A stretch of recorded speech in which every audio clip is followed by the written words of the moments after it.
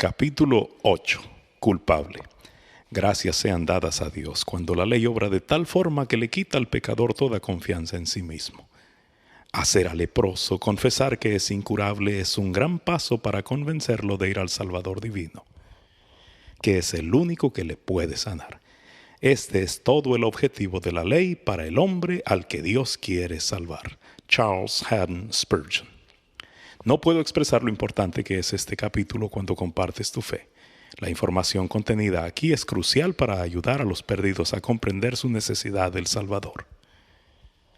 En el transcurso de compartir tu fe, tienes que hablar de 3 cosas en tu conversación. Son el pecado, el arrepentimiento y la cruz.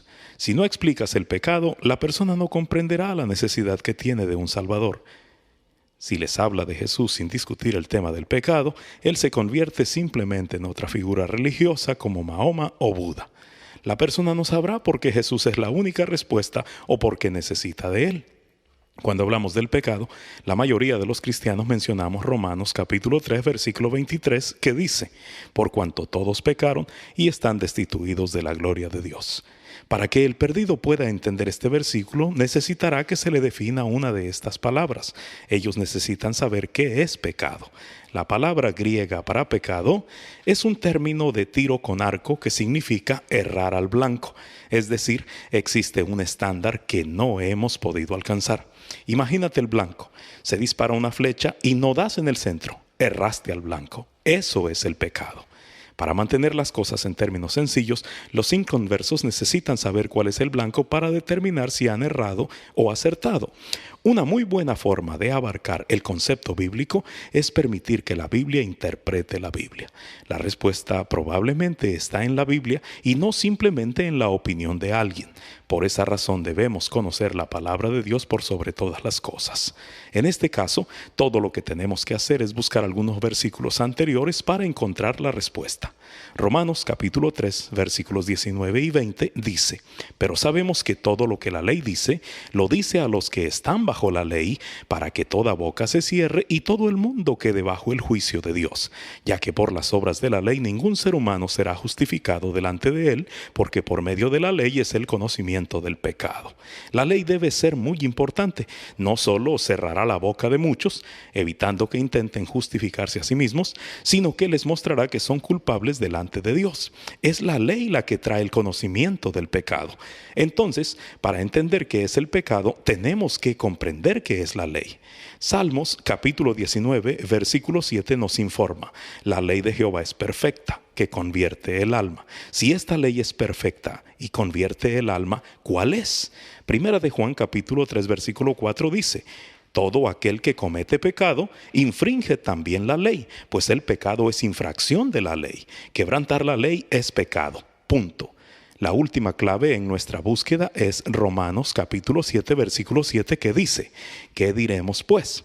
¿La ley es pecado? En ninguna manera. Pues yo no conocí el pecado sino por la ley. Porque no conociera la codicia si la ley no dijera no codiciarás. Si la ley dice no codiciarás, ¿cuál es la ley exactamente? Puesto que no codiciarás es el 10º de los 10 mandamientos, la ley debe estar refiriéndose a los 10 mandamientos. Por lo tanto, para saber qué es pecado, debemos saber cuáles son los 10 mandamientos. Los 10 mandamientos. Los 10 mandamientos se pueden encontrar en la Biblia tanto en Éxodo capítulo 20 como en Deuteronomio capítulo 5. Así que deben ser muy importantes si Dios los menciona 2 veces en las Sagradas Escrituras. Demos un vistazo a los 10 mandamientos. Éxodo capítulo 20, versículos 3 al 10. No tendrás dioses ajenos delante de mí. Versículo 3. Esto significa que Dios debería ser el centro de tus afectos. El Dios del joven rico que visitó a Jesús era el dinero. ¿Cuál es el objeto de tu afecto? ¿Qué ocupa tus pensamientos? Cuando reposas tu cabeza sobre la almohada, ¿en qué piensas? Número 2. No te harás imagen, ni ninguna semejanza de lo que está arriba en el cielo, ni abajo en la tierra, ni en las aguas debajo de la tierra. No te inclinarás a ellas, ni las honrarás, porque yo soy Jehová tu Dios, fuerte, celoso, que visito la maldad de los padres sobre los hijos hasta la tercera y cuarta generación de los que me aborrecen, y hago misericordia a millares, a los que me aman y guardan mis mandamientos. Versículos 4 al 6. El becerro de oro es probablemente el ejemplo clásico de esto en la Biblia, aunque un ídolo no necesariamente tiene que ser un elemento tangible. Las personas también hacen ídolos cada vez que crean un Dios que sacia su imaginación. Por ejemplo, recientemente hablé con una muchacha que decía ser cristiana, pero que el Dios en que ella creía no habría creado el infierno. Ese no es el Dios de la Biblia, su Dios no existe. Algunas personas quieren un Dios de libertinaje. Ese Dios tampoco existe. Número 3. No tomarás el nombre de Dios en vano, porque no dará por inocente Jehová al que tomare su nombre en vano. Versículo 7. ¿No es asombroso cómo el diablo ha transformado el nombre más santo del universo en un nombre que usamos irreverentemente o hasta como parte de un insulto? Número 4. Acuérdate del día de reposo para santificarlo. Versículo 8. No importa qué consideres como parte de guardar el día de reposo, lo has quebrantado como lo han hecho todos los demás. Número 5. Honra a tu padre y a tu madre para que tus días se alarguen en la tierra que Jehová tu Dios te da. Versículo 12. Esta es una orden incondicional. No significa que honras a tus padres solamente si te dejan hacer lo que tú quieres, o si piensas que son dignos, o cualquier otra cosa. Los padres deben ser respetados porque son padres. Este mandamiento no tiene nada que ver con el mérito de los padres, sino solamente con la obediencia de los hijos. Número 6. No matarás. Versículo 13. Dios hizo esto muy sencillo y muy directo. Podemos quizás referirnos al aborto como una opción, pero sigue siendo asesinato. Es tomar la vida de un inocente. Jesús declaró en el Sermón del Monte que aún el odiar o el estar enojado con alguien es lo mismo que matar. Mateo capítulo 5, versículos 21 al 22. Él juzga lo que hay adentro, en el corazón, tanto como lo que hay afuera, nuestras acciones. Número 7. No cometerás adulterio. Versículo 14. En el Sermón del Monte, Jesús nos explicó que aún ver a una mujer con codicia es lo mismo que cometer adulterio. Mateo capítulo 5, versículos 27 y 28. La intención le importa a Dios, aun si no nos importa a nosotros. Número 8. No hurtarás. Versículo 15. Hurtar es robar, independientemente del objeto o su valor. El objeto robado puede ser algo pequeño o algo grande, no importa, sigue siendo robo ante los ojos de Dios. Robar una respuesta del examen del compañero y robar tiempo del trabajo también es hurto. Número 9. No hablarás contra tu prójimo falso testimonio. Versículo 16. Mentir está mal, de acuerdo con Dios que dice, conoceréis la verdad y la verdad os hará libres. Juan capítulo 8, versículo 32. Las mentiras grandes o pequeñas y las mentiras piadosas, todas son mentiras para Dios. Número 10. No codiciarás la casa de tu prójimo, no codiciarás la mujer de tu prójimo, ni su siervo, ni su criada, ni su buey, ni su asno, ni cosa alguna de tu prójimo. Versículo 17. Codiciamos antes de robar, codiciamos antes de cometer adulterio. La codicia abre las puertas al pecado. Después de repasar los 10 mandamientos, es posible que creamos que no estamos tan mal, ni hemos quebrantado solamente algunos de ellos. Puede ser que hayamos errado al blanco, pero estamos seguros de que podemos volver a intentarlo con un poco más de esfuerzo. Sin embargo, la Biblia dice, porque cualquiera que guardare toda la ley, pero ofendiere en un punto, se hace culpable de todos. Santiago capítulo 2, versículo 10. Si hemos quebrantado, aunque sea uno de los 10 mandamientos, es como si los hubiéramos violado todos. Este es un estándar muy difícil de cumplir. Bajo ese estándar, Adolfo Hitler, Jack el Destripador, Osama Bin Bin Laden, Billy Graham, la Madre Teresa, tú y yo seríamos igualmente culpables. Esta verdad nos pondría en un estado calamitoso si no fuera porque Dios ha provisto una forma de eliminar esos pecados que hemos cometido. Números capítulo 32, versículo 23 nos advierte: He aquí habréis pecado ante Jehová, y sabed que vuestro pecado os alcanzará.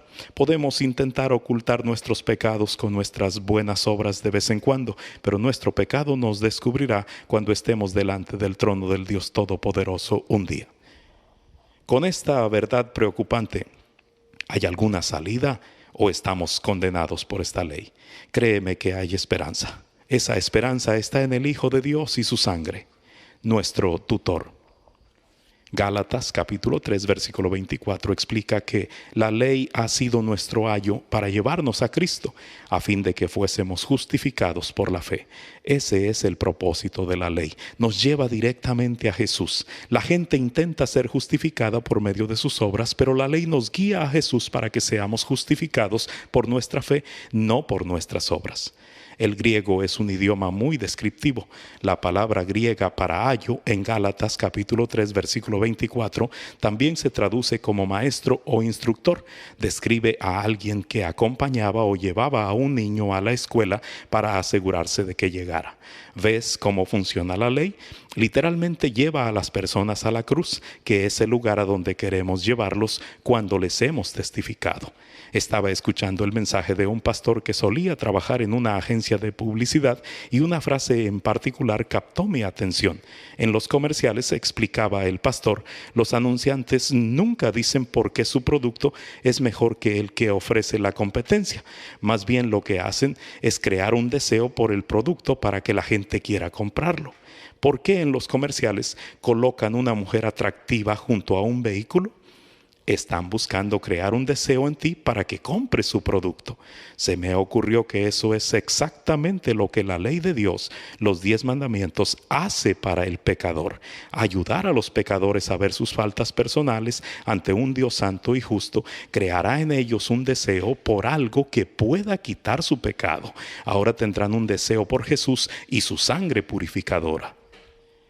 Romanos capítulo 2 versículo 15 dice: mostrando la obra de la ley escrita en sus corazones, dando testimonio su conciencia y acusándoles o defendiéndoles sus razonamientos.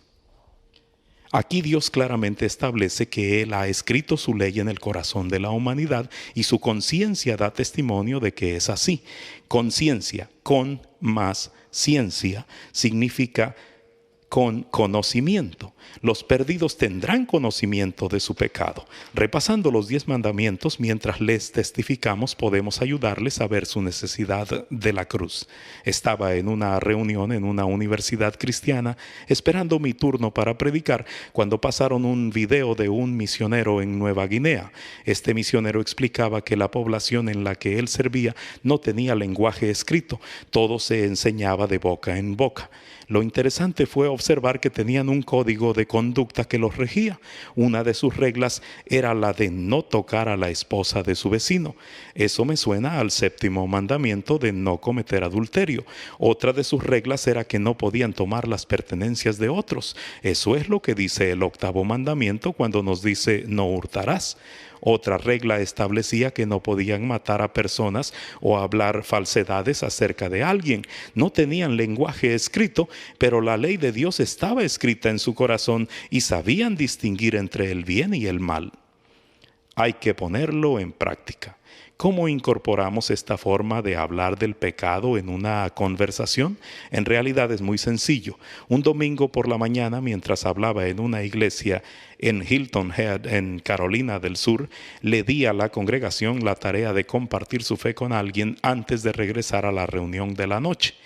Cuando asigno tarea, me gusta cumplirla a mí también. Al volver al hogar donde me estaba hospedando, noté a una joven con una patineta. Me encanta hablar con estos jóvenes. Rara vez son cristianos y son muy abiertos a conversar.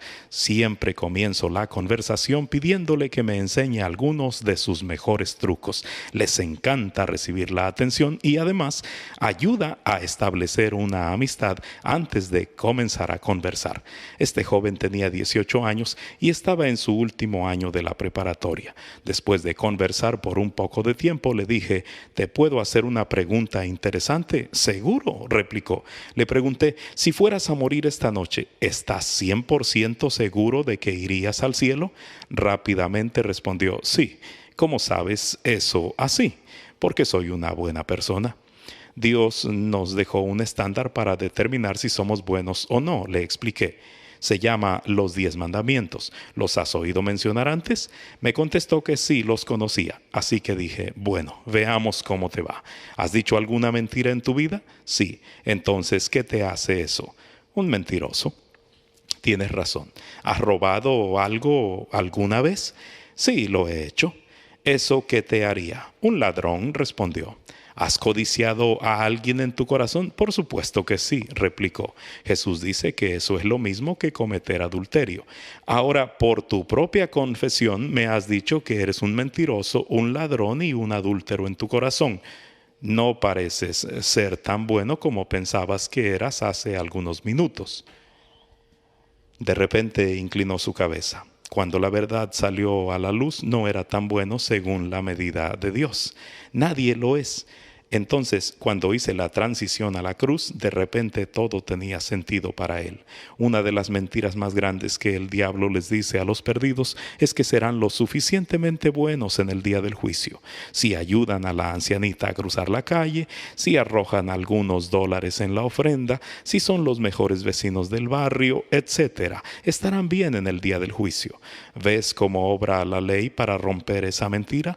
No hace mucho tiempo vi la película Buscando al soldado Ryan. Al final de la película, el soldado Ryan, que había sobrevivido las batallas de la Segunda Guerra Mundial, ahora era un anciano. Para asegurarse de que estaba cumpliendo la promesa que le había hecho a un compañero antes de morir, apeló a su esposa. Dime que he vivido una buena vida. Dime que soy una buena persona. Estaba buscando justificar su vida siendo una buena persona. El problema era que le estaba preguntando a su esposa. Otra persona no puede juzgar si somos lo suficientemente buenos o no. La Biblia declara explícitamente que cuando muramos estaremos ante Dios, no ante nadie más. Romanos capítulo 2 versículo 16 y 2 Corintios capítulo 5 versículo 10, Apocalipsis 20, 11, 15. Su opinión es la única que vale y según su estándar estamos en una situación peligrosa y en necesidad desesperante de un Salvador. No es bueno saber que Dios ha provisto uno y Él está disponible para todos los que realmente le buscan. Un juego. Un día estaba volando de regreso a Atlanta desde Colorado, donde había estado predicando en un campamento de ministerios Summit. Este es uno de los mejores campamentos para líderes cristianos del país. Si quieres aprender a defender tus convicciones cristianas y a tomar una postura firme contra los ataques a la fe, comunícate en idioma inglés con Summit Ministries al teléfono 719-685-9103. Una mujer estaba sentada 2 asientos a mi derecha y había puesto algunas de sus pertenencias en el asiento que nos separaba.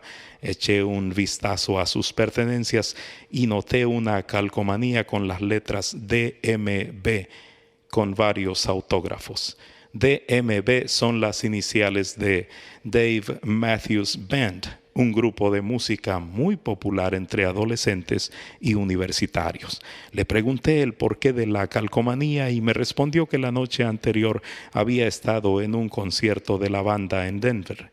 Me explicó que alrededor de 70,000 personas asistieron al concierto. Eso es un montón de gente. Oremos para que algún día 70,000 personas concurran a un estadio para un servicio dominical y no solo cuando Billy Graham pasa por una ciudad.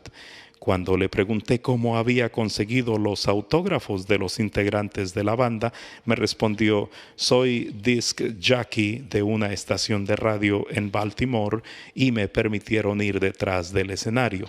A cualquiera le gustaría eso y era obvio que ella estaba muy orgullosa de su hazaña. Después de haber hablado por un rato, le dije: ¿te puedo hacer una pregunta interesante? Seguro, respondió. Cuando mueras, ¿qué piensas que hay del otro lado? Me encanta esa pregunta, respondió. Me crié como luterana, así que creo que hay un cielo y un infierno, pero últimamente he estado investigando la reencarnación. Hablamos de la reencarnación por algunos minutos. Finalmente le dije, la Biblia, que es la verdad, nos hace saber que existe un cielo y un infierno. Siendo ese el caso, si murieras hoy, ¿a cuál de los dos lugares irías? Oh, definitivamente iría al cielo, fue su respuesta. ¿Cómo sabes que eso es cierto? Con un tono de confianza respondió, porque soy una buena persona.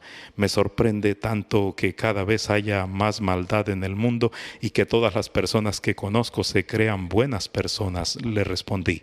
Dios nos ha dado un parámetro del bien y del mal, los 10 mandamientos. Veamos cómo te va. Accedió ansiosa, como si hubiera estado en un juego de preguntas y respuestas en la televisión y quisiera ver cómo le iba a ir en sus respuestas.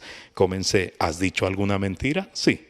Entonces, ¿qué te hace eso? Arrogantemente respondió, una pecadora, casi como si estuviera orgullosa de serlo. Le dije, no, más específicamente, ¿qué te hace? Repentinamente bajó su cabeza, no me quería ver. ¿Ves? La ley de Dios está escrita en nuestro corazón. Con su cabeza todavía inclinada, dijo, no lo quiero decir. Le aseguré, está bien decirlo, yo también lo he hecho. Una mentirosa, respondió. Continué, ¿has robado algo alguna vez? Levantando su cabeza, dijo, sí. Nuevamente le pregunté, ¿qué te hace eso? Una ladrona. ¿Alguna vez has codiciado a alguien en tu corazón? Ella respondió, sí. Jesús dice que es lo mismo que cometer adulterio. ¿Has tomado el nombre del Señor en vano? Sí. Eso se llama blasfemia. ¿Te has enojado con alguien? Me respondió, definitivamente sí. Esa es una respuesta interesante. Jesús dice que eso es igual que haber cometido un homicidio, le expliqué. Ahora me has admitido que eres mentirosa, ladrona, adúltera, blasfema y homicida. ¿Serías culpable o inocente en el día del juicio? Date cuenta de que nunca le dije que era una pecadora. Ella misma confesó todas esas cosas. Por eso tienes que despreocuparte de ofender a alguien cuando usas los 10 mandamientos al testificar. La gente simplemente está admitiendo verbalmente lo que ya conoce en su corazón. Sería culpable, fue su respuesta. ¿Eso significa que irías al cielo o al infierno? Ella dijo, al infierno. Nota cómo pasó de ser una buena persona a reconocer que iría al infierno en tan solo 5 minutos. Continué, si pudieras pasar de culpable a no culpable en el día del juicio, ¿te parecería una buena noticia? A estas alturas de la conversación, cuando la persona se da cuenta de sus pecados, no puede esperar recibir alguna buena noticia. Ella me dijo, sí. Me tomé el tiempo de hablar con ella acerca del arrepentimiento, la cruz y lo que la sangre de Jesucristo podía hacer por ella. Estaba muy interesada cuando le compartí acerca de la cruz porque ahora comprendía la necesidad que tenía de ella. Esto no es un juego como los de los programas de televisión. Muy a menudo, cuando estamos compartiendo nuestra fe, queremos darle la respuesta a la persona y ni siquiera sabe cuál es la pregunta. Asegúrate de compartir con ellos a Jesús después de que reconozcan su necesidad de Él. Solamente entonces es que su sangre derramada tiene sentido para ellos. Si yo anduviera por las calles gritando 4, 4, 4, cualquiera pensaría que estoy completamente loco. Pero si primero preguntara ¿cuánto es 2 más 2? Entonces decir 4 tendría sentido. Primero identifícales el problema, después dales la solución. Al final de nuestro vuelo, la chica me pidió mi dirección postal y mi correo electrónico para mantenernos en contacto. Cuando bajamos del avión en Atlanta, ella necesitaba direcciones para tomar su conexión a Baltimore, así que le ayudé. Cuando se estaba yendo, me miró y dijo, ¿le puedo dar un abrazo? Ahí estábamos, después de haber sido 2 perfectos desconocidos al principio. principio, muy amorosamente compartí con ella la verdad, asegurándome de hablar acerca del pecado. Ella apreció este gesto tanto que se sentía lo suficientemente cómoda como para darme un abrazo al finalizar nuestra conversación. Sal por fe y actúa como Jesús lo haría. Dios te mostrará más cosas asombrosas de las que jamás te hayas podido imaginar. Realmente funciona. Me gusta mucho ir al sector de bares de la ciudad, especialmente en el verano. Estas zonas están rebosando de gente que va de bar en bar y muchos de ellos están dispuestos a conversar. Un sábado por la noche en Buckhead, la zona de bares de Atlanta, estaba usando la estrategia de la encuesta para entablar conversación con una pareja. Después de que la joven respondió una de mis preguntas, el muchacho dijo: «Hay un cielo y un infierno. Cuando yo me muera voy a ir al cielo porque he guardado los 10 mandamientos». No le tomó mucho tiempo llegar al grano. «Bueno, veamos cómo te va. ¿Has dicho alguna vez una mentira?», le pregunté. Él me dijo: «No». Dentro de mí pensé: todos hemos mentido. Tú acabas de mentir en tu respuesta. Así que respondí: «¿Qué quieres decir con no?». «Solamente he estirado la verdad». Pensó que me había ganado, pero le pregunté: «¿Cuánto se puede estirar la verdad antes de que sea una mentira?». Sonrió y admitió: «Bueno, he mentido». «¿Y qué te hace eso?». «Un mentiroso». «¿Has robado algo en algún momento?». «Sí». «¿Y qué te hace eso?». «Un ladrón». Continué: «¿Has codiciado a alguien en tu corazón?». «No». Rápidamente su novia lo señaló con el dedo y le dijo: «Me has codiciado a mí». Ahora estaba en aprietos. Cuando le respondió a su novia con una profanidad, usó el nombre del Señor en vano. Le dije: «Espera un momento, ahí tienes otro mandamiento que has quebrantado. Llevas 0 de 4 y hemos cubierto solamente 4 de los 10 mandamientos. ¿Serías declarado culpable o inocente en el día del juicio?». Él dijo: «Culpable». Y ya te puedes imaginar cómo continuó la conversación. Usar los 10 mandamientos realmente es muy efectivo. Después de haber hablado en una iglesia en Kansas, varias personas pasaron al frente al finalizar la reunión para dar testimonio. Una mujer dijo que había asistido a la iglesia durante 26 años, pero que esta era la primera vez que podía decir que fue limpia de sus pecados y que estaba en paz con Dios. Durante el mensaje había invertido algo de tiempo explicando cómo usar los 10 mandamientos al testificar. Ella dijo que conocía de Jesús, pero que no entendía totalmente por qué necesitaba de él. Los 10 mandamientos la ayudaron a ver su culpa delante de Dios y eso la llevó a la cruz. En otra ocasión estaba hablando en la Asociación de Atletas Cristianos en la Universidad de Clemson. Siempre disfruto predicar en ese lugar porque tienen un grupo dinámico con 800 alumnos en las reuniones. Al explicar los 10 mandamientos, expuse de qué se trataba cada uno de ellos y luego di algunas ilustraciones de cómo usarlos al testificar. Después de la reunión, varias personas se acercaron para hacerme preguntas. Cuando estaba hablando con los jóvenes, observé que había un muchacho que se paró a unos metros de donde estábamos. La expresión de su rostro me dio a entender que quería conversar conmigo. Tan pronto como pude, me le acerqué y le ofrecí ayudarlo en lo que pudiera. Inmediatamente dijo: «No estoy bien con Dios». Le pregunté qué quería decir con eso y me respondió: «Soy parte de una fraternidad aquí en Clemson. Lo único que hago es beber, eso es todo. La semana pasada estaba bebiendo en la casa de la fraternidad, tirado en el suelo, y miré para arriba y le dije a Dios: Dios, no estoy bien contigo. Si yo me muero hoy, me iría al infierno y no quiero ir ahí. Ahora, pocos días después, entro a esta charla que usted está dando, el primer evento cristiano al que había asistido. Le pregunté: ¿quieres estar bien con Dios? Sí, respondió. ¿Has mentido alguna vez? Pregunté y me dijo: sí, y ya sé que no estoy bien con Dios. Había empezado a repasar los 10 mandamientos con él como suelo hacerlo, olvidando completamente que había estado hablando de ellos durante casi una hora. Él ya había reconocido su culpa ante Dios. Hablamos acerca del propósito de la cruz y le pregunté si quería dejar atrás el estilo de vida, arrepentirse de su pecado y entregarle su corazón a Jesús. Sí, eso quiero, repitió. Cuando alguien está listo para entregar su vida a Cristo, permítele orar por cuenta propia. La persona que está lista para arrepentirse de su pecado no necesita repetir una oración después de ti. Dios ya está obrando en su corazón. Y si no lo está haciendo, hacerle repetir una oración no lo va a ayudar, solo lo confundirá. Deja que las personas oren por sí mismos.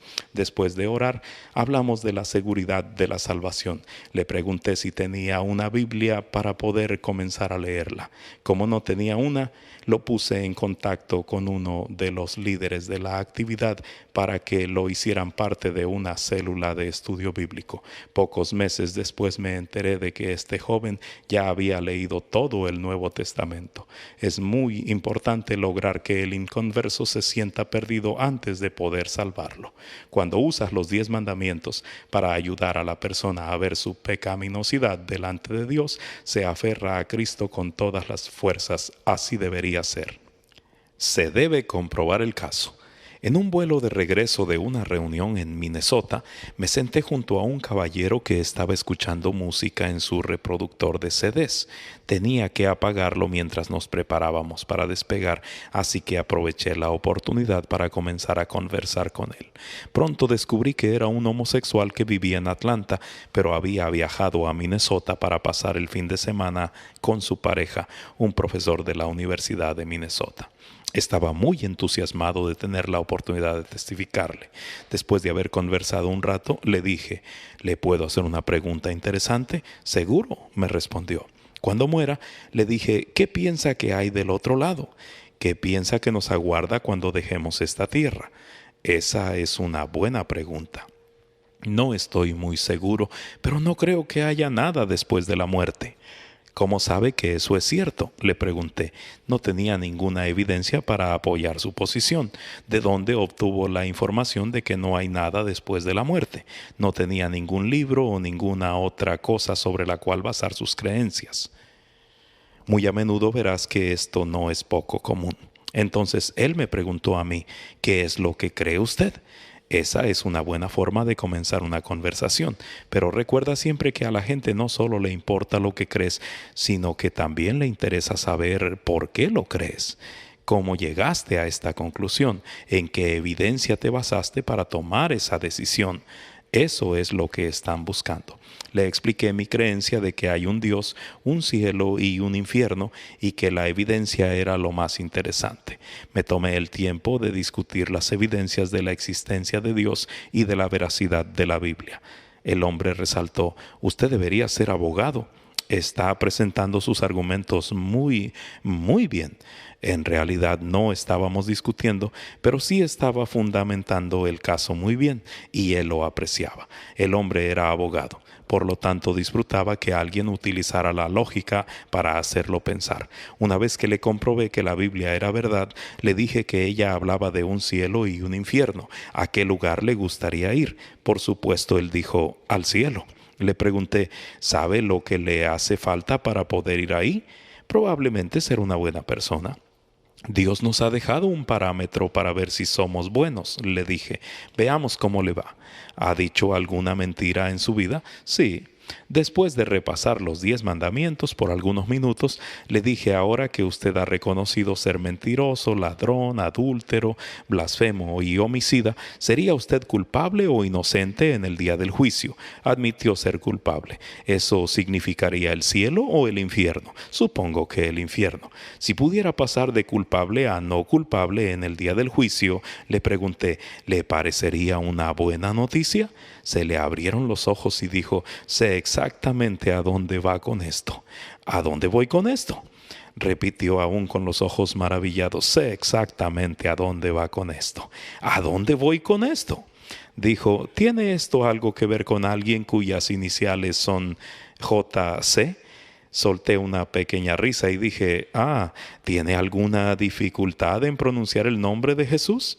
El hombre se había criado en una iglesia bautista, así que en su corazón conocía la verdad de Gálatas capítulo 3 versículo 24, que la ley te guía a Jesús. Ahora comprendía por qué necesitaba que Jesús eliminara todos sus pecados. Sabía de Jesús, pero ahora entendía la razón por la que el Señor había venido a esta tierra 2000 años atrás. Llegando al final del vuelo, me dijo: ha hecho que el viaje se me pasara más rápido. Gracias por eso y gracias por esa buena conversación. Él amaba demasiado su pecado, pero se sembró una semilla en su corazón. Estoy orando para poder verlo un día en el cielo o poder volver a verlo aquí para seguir regando esa semilla. La palabra de Dios no regresará vacía. Cuando se me abrió la puerta para predicar en un retiro de cierta denominación, acepté ir, a pesar de que esa denominación tiene la reputación de ser muy liberal en su interpretación de la Biblia. El sábado hablé frente a 300 jóvenes antes del evento mayor que se llevaría a cabo el domingo. Di una charla básica sobre los 10 mandamientos y cómo usarlos al testificar. Apenas había terminado una explicación corta de los mandamientos cuando se me acercó un hombre que me pidió que les diera a los chicos la oportunidad de ponerse de pie y estirarse. Estaban sentados en el piso. Después agregó: «Tienes 5 minutos para terminar». Miré mi reloj y noté que eran 25 minutos menos de lo que me habían dicho antes de comenzar la reunión. Después me di cuenta, me estaban echando de la plataforma. Era increíble ver cómo los 10 mandamientos estaban obrando en los corazones de las personas presentes. Luego me enteré de que la pastora le había dicho a un amigo mío: «Tienes que hablar con este hombre. Mañana cuando predique no puede mencionar la homosexualidad. Hay chicos que han traído a sus 2 madres lesbianas a este retiro». Lo que era más que interesante era que yo no había mencionado en ningún momento la homosexualidad en mi charla. A lo sumo había dicho que codiciar a alguien en el corazón era igual que cometer adulterio. Pero cuando citamos los parámetros de un Dios santo, el Espíritu Santo puede obrar en la conciencia para convencer a la persona de su pecado. No hace falta decir que no fue uno de los mejores fines de semana de mi vida. Las charlas no parecían ir muy bien, pero siempre recuerda que andamos por fe y no por vista. Segundo libro de Corintios capítulo 5 versículo 7. Lo que nosotros podemos ver no es lo único que está sucediendo en la esfera espiritual. Recibí un correo electrónico un mes después de un pastor de jóvenes que había asistido al retiro. Había un joven de corazón muy endurecido al que no había podido ganar para Cristo en los 2 años que tenía de asistir a su grupo de jóvenes. Le preguntó al joven qué le había parecido el retiro. El joven respondió: «Fue una experiencia increíble. Lo voy a recordar por el resto de mi vida». Después el pastor de jóvenes le dijo: «¿Qué te pareció el tipo ese, Mark Cahill?». Al joven se le iluminó el rostro mientras decía: «Si de algo me voy a acordar de este retiro, va a ser de la charla que dio ese hombre. Fue la mejor charla que he oído». Yo estaba desanimado por lo que había sucedido ese fin de semana, pero Dios estaba obrando en el corazón de ese joven y me usó para tocarlo. 2 semanas más tarde recibí una carta de otra joven que había participado del retiro. Decía: «He oído a Dios hablarme 2 veces en mi vida. Una vez fue cuando tenía 12 años y la otra fue en ese retiro». Recuerda, no te dejes guiar siempre por lo que ves. Sigue caminando por fe y confiando en el Señor. Sé obediente a Él y a nadie más. Si eres fiel en compartir su palabra, Él te promete que no retornará vacía. La necesidad más apremiante. Veamos lo que algunos hombres del pasado que predicaron la palabra de Dios con denuedo tenían que decir acerca de usar la ley, 10 mandamientos, al testificar. Si predicar la ley era importante para los autores bíblicos y para estos hombres grandes de Dios, entonces es lo suficientemente importante para ti y para mí. El doctor Gresham Machen: «Una nueva y más poderosa proclamación de la ley es quizás la necesidad más apremiante de este tiempo. Los hombres tendrían pocos problemas para aceptar el Evangelio si tan solamente aprendieran la lección de la ley». el evangelista Charles Finney: es de gran importancia que el pecador sienta el peso de su culpa y que no tenga la impresión de que es un desafortunado. No tenga miedo, pero muéstrele la anchura de la ley divina y lo extremadamente estrictos que son sus preceptos. Hágale ver cómo condena sus pensamientos y su vida. Cuando digo un pecador convencido, quiero decir uno que siente convicción de culpa por medio de la ley de Dios. Remarco que la ley, es la regla y la única regla justa por la que la culpa del pecado puede ser medida. Cada hombre necesita tan solo consultar con su conciencia fielmente y podrá comprobar que lo que ella le muestra es correcto. El evangelista D.L. Moody: Dios, siendo un Dios perfecto, tenía que dar una ley perfecta, y la ley fue dada no para salvar al hombre, sino para medirlo. Quiero que entienda esto claramente, porque creo que cientos y miles tropiezan en este punto. Intentan salvarse por medio de guardar la ley, pero no fue creada para salvar a los hombres por medio de ella. Pregúntenle a Pablo por qué fue escrita la ley. Aquí está la respuesta: para que toda boca se cierre y todo el mundo quede bajo el juicio de Dios. Romanos capítulo 3, versículo 19. La ley cierra la boca de todos los hombres. Siempre puedo determinar que un hombre está cerca del reino de Dios porque su boca está cerrada. Esta es entonces la razón por la que Dios nos da la ley, para mostrarnos a nosotros mismos nuestra realidad. El doctor John MacArthur: cada ser humano no redimido, judío o gentil, está bajo la ley de Dios y debe rendirle cuentas a Él. El veredicto final, entonces, es que la humanidad no redimida no tiene defensa alguna y es culpable de todos los cargos. No hay defensa posible. No es posible decir nada, porque el Dios omnisciente infaliblemente ha demostrado la imposibilidad de ser absuelto. El silencio absoluto es la única respuesta posible. El evangelista John Wesley: el primer uso de la ley, sin lugar a dudas, es el de convencer al mundo de pecado. Por medio de esta es que el pecador se descubre a sí mismo. La ley le quita todas las hojas de higuera que usa para cubrirse y puede ver cuán pobre, miserable, ciego y desnudo realmente está. La ley declara convicción de cada lado. Él se siente un mero pecador. No tiene nada para pagar. Su boca está cerrada y es culpable delante de Dios. El primer fin de la ley es primordialmente culpar al hombre de pecado, despertando a aquellos que aún duermen al borde del infierno. El método común de Dios es convencer a los pecadores por medio de la ley, y solamente eso. El evangelio no es el medio que Dios ha ordenado o que el Señor mismo usó para este fin. El escritor John Bunyan: el hombre que no conoce la naturaleza de la ley no puede conocer la naturaleza del pecado.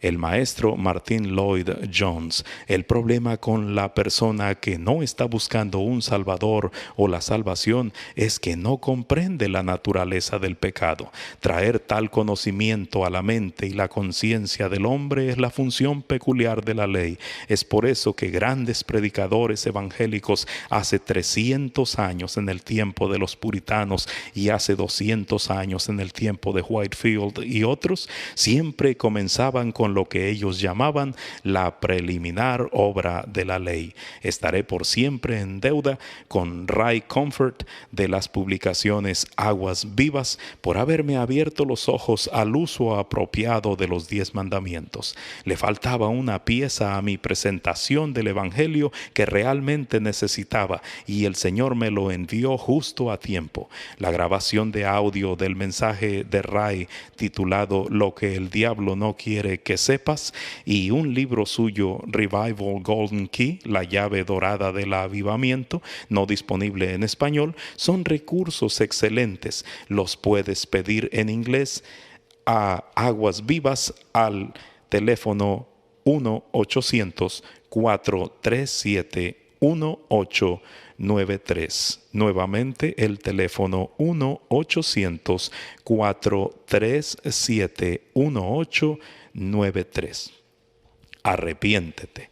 Un tema que tenemos que tratar cuando hablamos del pecado es el arrepentimiento. Es una palabra que no usamos muy frecuentemente al testificar y aparentemente es una palabra que algunos no quieren expresar para nada. Sin embargo, la palabra arrepiéntete en varias de sus formas es usada más de 100 veces en la Biblia. Debe ser una palabra importante entonces y algo que debemos entender. Juan el Bautista predicaba en el desierto: arrepentíos, porque el reino de los cielos se ha acercado. Mateo capítulo 3, versículo 2. Jesús predicó el mismo mensaje de arrepentimiento. Marcos capítulo 1. Versículos 14 y 15 registra que Jesús llegó a Galilea diciendo: el tiempo se ha cumplido y el reino de Dios se ha acercado. Arrepentíos y creed en el Evangelio. Cuando Jesús envió a los 12 discípulos de dos en dos, saliendo predicaban que los hombres se arrepintiesen. Marcos capítulo 6, versículo 12. Si Jesús envió a los discípulos a predicarles a las personas que debían arrepentirse de sus pecados, nosotros deberíamos estar haciendo lo mismo. Arrepentíos consiste de dos sílabas latinas que significan pensar nuevamente o volver a pensar. En el libro Estudio completo de las palabras del Nuevo Testamento, no disponible en español, del doctor Spiros Zodhiates, vemos que la palabra principal que se usa para arrepentimiento en el griego es metanoeo.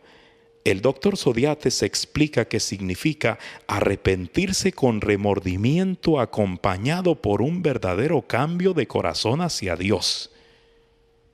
Significa un cambio de mente consecuente a una retrospección, indicando remordimiento por el curso tomado que resulta en una sabia visión del pasado y del futuro.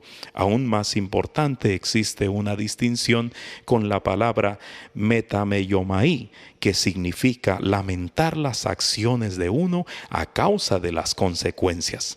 Así, puedes ver que el arrepentimiento no es sentirse mal porque nos descubrieron haciendo algo malo. El verdadero arrepentimiento viene cuando cambiamos nuestra mentalidad acerca del pecado para que nuestra reacción ya no sea más la misma. Pablo hace más clara la diferencia en 2 Corintios capítulo 7, versículo 10, porque la tristeza que es según Dios produce arrepentimiento para salvación, de que no hay que arrepentirse, pero la tristeza del mundo produce muerte. Tengo un amigo cuya lengua materna es el hebreo. Él me dice que el hebreo moderno y el antiguo son iguales, excepto por las palabras que han sido creadas por las invenciones modernas, como el teléfono, la computadora, etc. Eso significa que los niños israelíes de edad escolar pueden ir al museo en Jerusalén y leer el rollo del libro de Isaías que tiene 2800 años.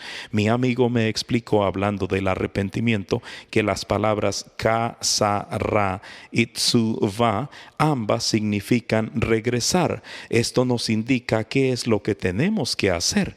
Por el poder de Dios debemos odiar las cosas de este mundo de tal forma que les demos la espalda y nos alejemos, regresando a nuestro Creador como fuente y guía.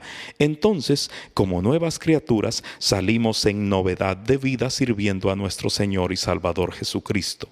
Cuando les estoy testificando a alguien que está perdido, le hablo del pecado, el arrepentimiento y la cruz. Si la persona no quiere arrepentirse de su pecado, ¿querrá realmente entregarle su vida a Cristo?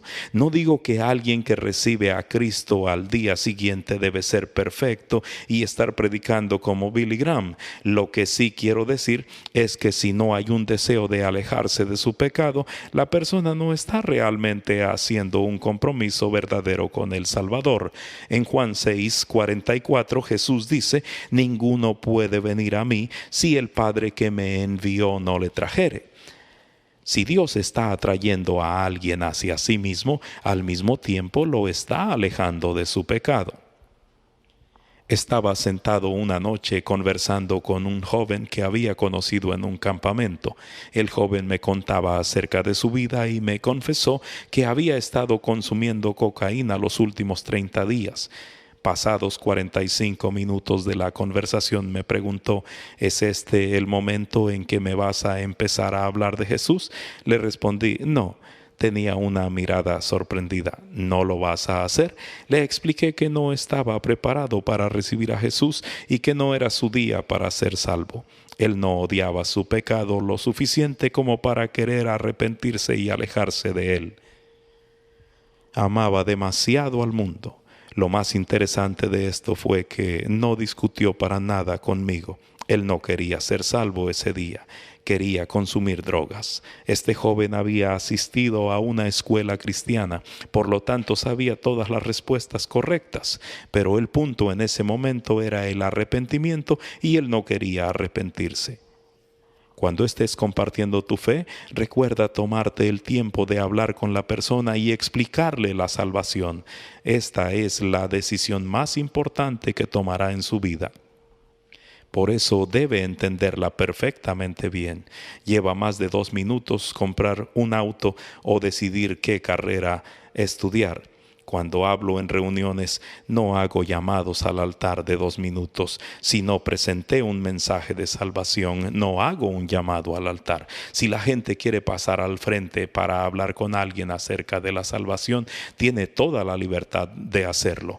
Explico que con el cristianismo uno no puede tomar alcohol, usar drogas, tener relaciones sexuales fuera del matrimonio, hacer trampa en los exámenes, ser desobediente a los padres, luego recibir a Cristo y continuar tomando alcohol, usando drogas, teniendo relaciones sexuales fuera del matrimonio, haciendo trampa en exámenes y siendo desobediente a los padres. Yo no encuentro eso en la Biblia. Cuando una persona nace de nuevo, su vida cambia. Por cierto, no significa que nos transformamos en personas perfectas cuando somos salvos. Definitivamente hay un proceso de santificación al crecer en nuestra fe y ser más semejantes a Cristo. Pero debe haber un deseo de cambiar o no habrá ningún cambio. Ann Landry, una mujer de intercesión que suele orar por mí, me escribió esto en un correo electrónico. Cuando dejamos la cruz a un costado de nuestro llamado a Cristo, predicamos un evangelio que no puede curar al hombre de su pecado. Dios constantemente nos dice que su pueblo es separado, santo y diferente a este mundo. Hacer una supuesta confesión sin un cambio de vida es confesar sin poseer la vida eterna. Cuando Cristo entra en una vida, esa vida cambia. El Espíritu Santo es santo y llama a la persona a la santidad. Por favor, llámelos a arrepentirse de su pecado. La vida de un pecador definitivamente cambia cuando el Espíritu de Dios entra en ella. Mis compañeros de la escuela secundaria me ven y dicen: Cahill, has cambiado. Es casi como una de esas fotografías del antes y después de personas que bajan de peso, pero en un sentido espiritual. Ellos conocieron al viejo Mark Cahill y pueden ver cambios definitivos en el nuevo. Estaba hablando con 2 jóvenes en una feria estatal. Después de conversar por un buen rato, repasé con ellos los 10 mandamientos y después pasé al tema del arrepentimiento. La respuesta de ambos fue: sí, quiero dejar atrás este estilo de vida. Odio la dirección en la que me está llevando. Te sorprendería cuántas veces escucho eso de las personas con las que hablo. Estos jóvenes tomaban y consumían drogas y a la edad de 17 años ya sabían que iban rumbo a un callejón sin salida. Una vida entregada. Por favor, recuerda que las personas no son salvas por haberle pedido a Jesús que entrara en su corazón o por haber firmado una tarjeta de decisión. Jesús dijo que debían nacer de nuevo. San Juan capítulo 3 versículo 3, Juan capítulo 3 versículo 16 también nos dice que debemos creer en Jesús. Pero creer es mucho más que simplemente reconocer los hechos. Creer es estar convencido o persuadido y colocar tu fe y confianza en algo. Va mucho más allá de usar los labios, es usar el corazón también. Romanos capítulo 10 versículo 9 dice que si confesares con tu boca que Jesús es el Señor Señor y creyeres en tu corazón que Dios le levantó de los muertos, serás salvo. No estamos confesando que no queremos ir al infierno y queremos ir al cielo. Estamos confesando que Jesús es el Señor. Dios quiere un compromiso total de todo nuestro ser. Me gusta preguntarles a las personas si quieren entregar sus vidas a Jesús. Con eso quiero decir, darle el control completo de todo su ser. ¿Cómo piensas en Jesús? ¿Crees en Él o tienes fe en Él? Creer es confiar con la mente, tener fe es confiar con la vida. Jesús quiere cada parte de tu ser para servirle, no solamente una parte que le quieras dar. Podemos decir que tenemos una relación con Dios, pero Él sabrá que es cierto por la realidad que ve en nuestra vida. Segunda Corintios capítulo 5 versículo 17 dice: de modo que si alguno está en Cristo, nueva criatura es. Las cosas viejas pasaron, he aquí todas son hechas nuevas. Tú no eres una versión nueva y mejorada de tu viejo ser, eres una nueva criatura en Dios. Dios no es un aditivo en tu vida, es un transformador y redentor de pecados. Jesús no es una especie de boleto para que la gente evite ir al infierno. Él es el Salvador del mundo y quiere que nos sometamos a Él. Quiere cambiar por completo cada área de nuestra vida. Cuando nos arrepintamos de nuestros pecados, nos entreguemos a Cristo y lo hagamos Señor, nuestras vidas serán diferentes. Por favor, recuerda, eso es algo bueno. Yo no cambio la vida que tengo ahora por nada. He estado en ambos lados de la cerca, tanto en el pecado como tratando de vivir para Dios. Yo escojo esta vida que tengo ahora sobre la vida pasada cualquier día de la semana. Arrepentirse significa hacer un cambio, y eso es lo que se ve en un verdadero cristiano. Un verdadero cristiano tendrá hambre por las cosas de Dios, testificar, orar, leer las Escrituras.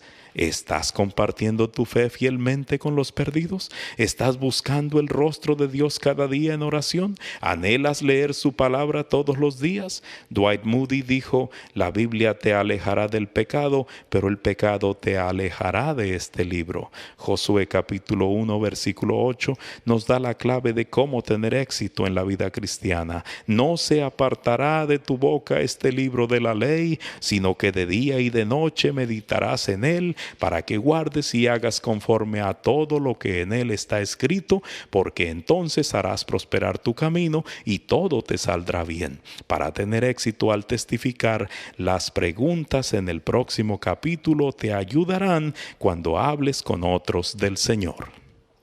Señor, Señor, Señor, Señor.